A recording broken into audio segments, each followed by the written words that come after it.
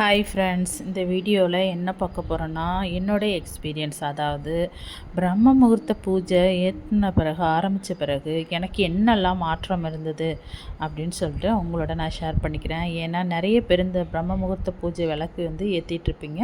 உங்களுக்கும் இதே அனுபவம் இருக்கா அப்படின்னு தெரிஞ்சுக்கலான்னு தான் இந்த வீடியோ. கண்டிப்பாக உங்களுக்கு பார்க்குறவங்களுக்கு யாருக்கோ ஒருத்தவங்களுக்கு பிடிச்சிருந்தா கண்டிப்பாக கமெண்ட் பண்ணுங்கள், உங்களுடைய எக்ஸ்பீரியன்ஸையும் ஷேர் பண்ணுங்கள்.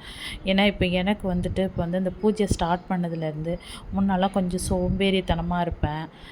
இந்த கொஞ்சம் வேலை இருந்துச்சுன்னா சரி அப்புறம் பார்த்துக்கலாம் அப்படின்னு இருப்பேன். ஆனால் இப்போ இந்த பூஜை ஸ்டார்ட் பண்ணதுக்கு பிறகு இந்த பூஜையை காலையில் பண்ணணும், அப்போ வீட்டை க்ளீன் பண்ணி ஆகணும், கிச்சனை க்ளீன் பண்ணி ஆகணும், அடுப்பெல்லாம் தொடச்சாகணும் அப்படின்னு சொல்லிட்டு எனக்கே தோண ஆரம்பிச்சிடும். ஃபஸ்ட்டுலாம் பண்ணணுங்கிறது இப்போ பண்ணுறதுக்கு ரொம்ப ஆர்வமாயிட்டேன்.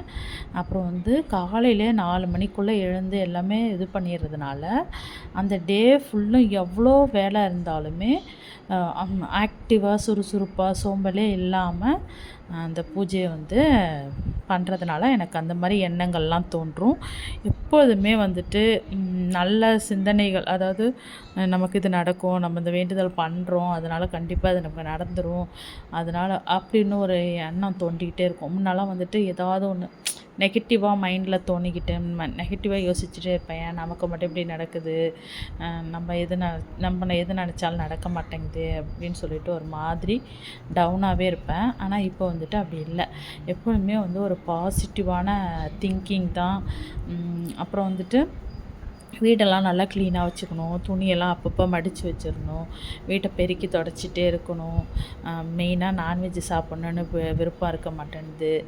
அதுக்கப்புறம் எப்போவாதாலும் ஒரு திடீர்னு சாமி எண்ணங்கள் ஆன்மீக சிந்தனைகள் தோன்றுது.